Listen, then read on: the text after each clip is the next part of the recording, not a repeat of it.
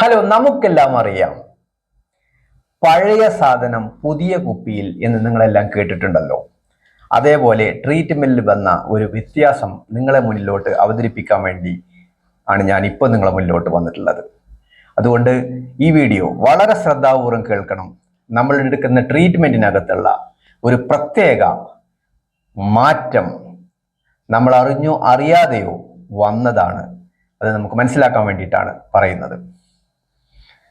നമുക്കറിയാം ഒരുപാട് ക്ലിപ്പുകൾ ഇന്ന് അവൈലബിൾ ആണ്. പല ടൈപ്പ് ക്ലിപ്പുകൾ. നമുക്ക് ഡെന്റിസ്റ്റ് വന്ന ഏത് ടൈപ്പ് ക്ലിപ്പാണെന്നാണ് ചോദിക്കുക. പല ടൈപ്പ് ക്ലിപ്പുകൾ ഉണ്ട്. ഉദ്ദേശം എല്ലാം കോമൺ തന്നെയാണ്. നമ്മൾ ഉദ്ദേശിക്കുന്ന റിസൾട്ട് കിട്ടുക എന്നുള്ളതാണ്. അവിടെ നമ്മൾ ഉപയോഗിക്കുന്ന മെറ്റീരിയൽസ്, ഉപയോഗിക്കുന്ന ടെക്നിക്ക്, ഉപയോഗിക്കുന്ന സൗകര്യം, ഇതിനെല്ലാം നമ്മൾ മുൻഗണന നൽകുന്നത്. പ്രധാനമായിട്ടും പ്രൈസ്, സമയവും ക്യാഷുമാണ് നമ്മൾ ഇതിനകത്ത് മുൻഗണന നൽകുന്നത്. അപ്പോൾ ഏതെല്ലാം ടൈപ്പ് ക്ലിപ്പുകളാണ് ഇന്ന് നമുക്ക് നമ്മൾ ഒറ്റക്കമ്പി ക്ലിപ്പ് എന്ന് പറയുന്ന എടുത്തു വെക്കുന്ന ക്ലിപ്പ്, അതിനെ ഹോളീസ് അപ്ലയൻസ് എന്ന് പറയും. രണ്ടാമത്തത് ബെക്സ് ക്ലിപ്പ്. കമ്പാരിറ്റീവ്ലി ഞാൻ മുമ്പ് എൻ്റെ മറ്റ് വീഡിയോയിൽ പറഞ്ഞ പോലെ നമുക്ക് ഇന്ന് ഏറ്റവും എളുപ്പത്തിൽ ചെയ്യാൻ പറ്റാവുന്ന ഏറ്റവും കോസ്റ്റ് എഫക്റ്റീവായ ക്ലിപ്പാണ് ബെക്സ് ക്ലിപ്പ്. മൂന്നാമത് സ്ട്രൈറ്റ് വയർ. ഇന്ന് ചെയ്തുകൊണ്ടിരിക്കുന്ന 80% ക്ലിപ്പുകളും സ്ട്രൈറ്റ് വയർ ക്ലിപ്പുകളാണ്.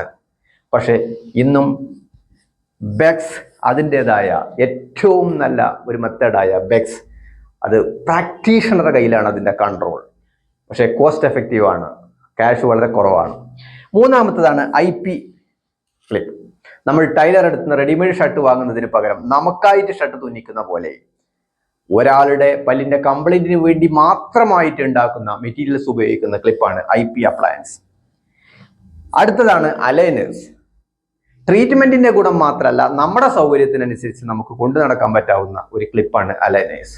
അതിന്റെ പ്രോഗ്രഷനിലും വലുത് നമ്മുടെ സൗകര്യങ്ങളാണ്.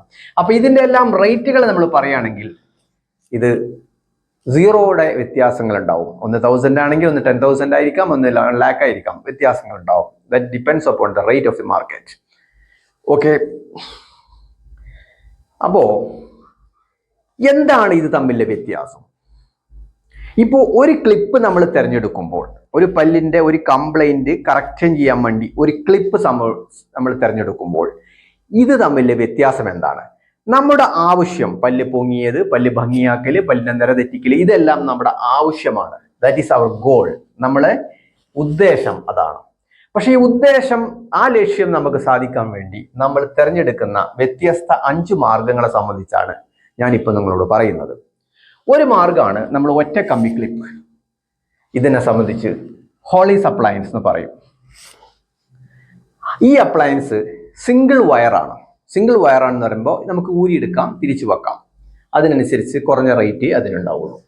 രണ്ടാമത്തതാണ് ബെക്സ് അപ്ലയൻസ്.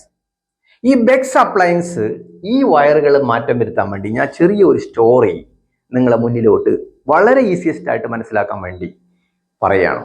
ഇപ്പോൾ ഇവിടെ നമ്മൾക്ക് ലക്ഷ്യമുണ്ട്, നമുക്ക് പോവാവുന്ന ഒരു ദ്വീപുണ്ട്. നമുക്ക് ഇവിടെ നമ്മൾ ഇപ്പോൾ നിൽക്കുന്ന സ്ഥലമാണ്.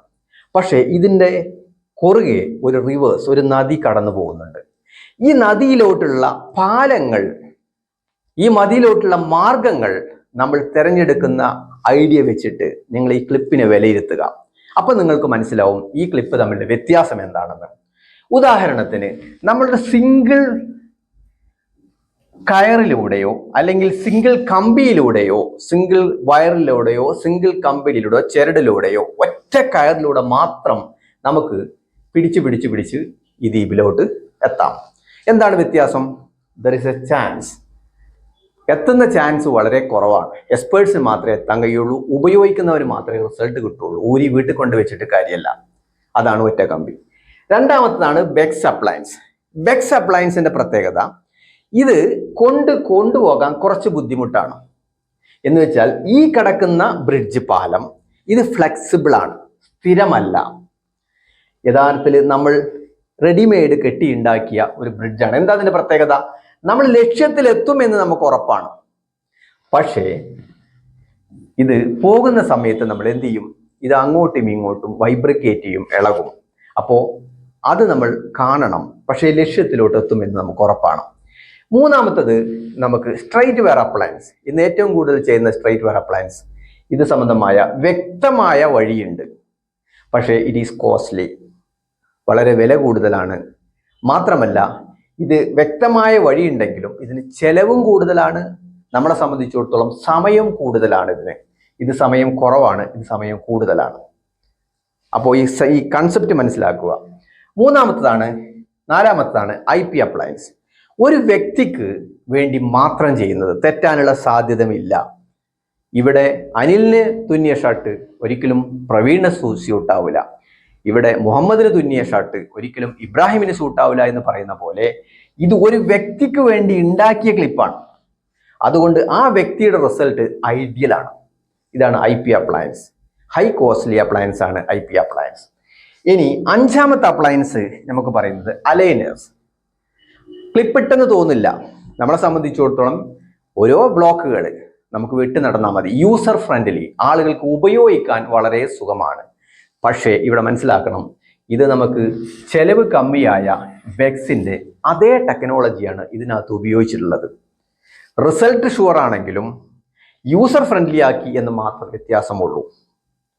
റിസൾട്ട് ഒന്നുകൂടി പറയാം, റിസൾട്ട് ഷുവർ ആണെങ്കിലും നമുക്ക് ഉപയോഗിക്കാൻ പറ്റുന്ന രൂപത്തിലാക്കി എന്ന് മാത്രമേ ഉള്ളൂ. അല്ലാതെ ഇതൊരിക്കലും IP അല്ല, ഇതൊരിക്കലും സ്ട്രൈറ്റ് വെയർ അപ്ലയൻസ് അല്ല.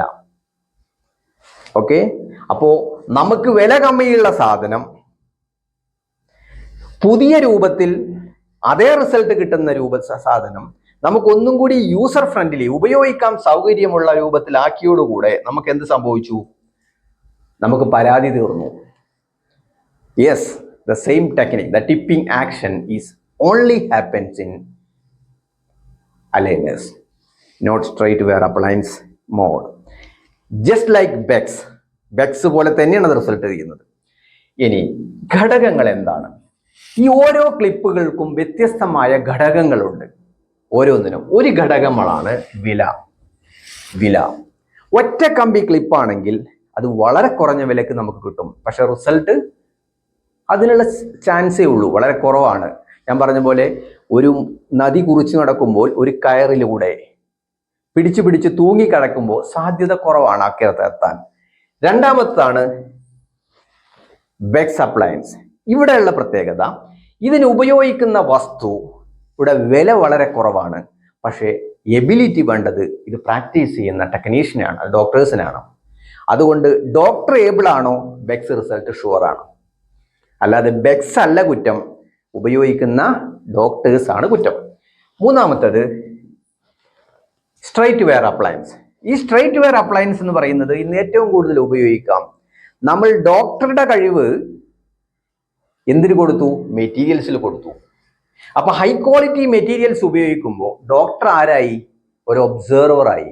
ഡോക്ടർക്ക് മെറ്റീരിയൽസ് പിടിപ്പിച്ച് നോക്കി നിൽക്കുന്ന ചെലവ് മാത്രമേ ഉള്ളൂ.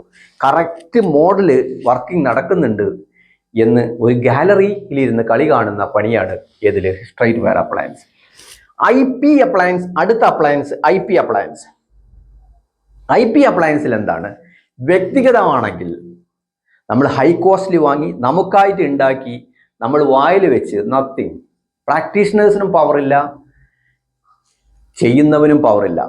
ഈ മെറ്റീരിയൽസ് ഇവരുടെ ആവശ്യത്തിന് വേണ്ടി മോൾഡ് ചെയ്തിരിക്കുകയാണ്. പ്രീ മോൾഡ് മെറ്റീരിയൽസ്, റെഡിമെയ്ഡ്, വ്യക്തിഗത, ഇൻഡിവിജ്വലൈസ്, ഒരു വ്യക്തിക്ക് വേണ്ടി യൂണിക്കുമായിട്ട് പ്രിപ്പയർ ചെയ്യുന്ന മെറ്റീരിയൽസ് ആണ് IP അപ്ലയൻസിലൂടെ നമുക്ക് നേടുന്നത്.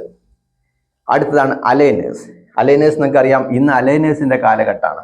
കാര്യം എല്ലാം മടിയന്മാരായി മാറുകയാണല്ലോ. ക്ലിപ്പിടാൻ ഒഴിവില്ല, ഒന്നുമില്ല. ഓഫീസിൽ പോകുമ്പോഴും ഉപയോഗിക്കാം, ബസ്സിൽ നിന്ന് ഉപയോഗിക്കാം, ഭക്ഷണം കഴിക്കുമ്പോൾ എടുക്കാം, ആവശ്യം വരുമ്പോൾ ഊരി വെക്കാം, ആവശ്യം വരുമ്പോൾ ഇടാം. That is aligners. കാരണം it is high costly appliance, aligners. But the only function of the ബെക്സ് എന്ത് ചെയ്യുന്നു? അതിൽ കൂടുതലായി ഒന്നും ആര് ചെയ്യുന്നില്ല? അലൈനേഴ്സ് ചെയ്യുന്നില്ല. സത്യം എന്ന് പറഞ്ഞാൽ ബെക്സ് ചെയ്യുന്നത് പോലും ആര് ചെയ്യുന്നില്ല? അലൈനേഴ്സ് ചെയ്യുന്നില്ല. പക്ഷേ ആളുകൾക്ക് അക്സെപ്റ്റഡ് ആയ സമയത്ത് മാർക്കറ്റ് ഇൻഡസ്ട്രി ഇതിനെ ഹൈലി റെക്കമെൻഡ് ചെയ്യുന്നു.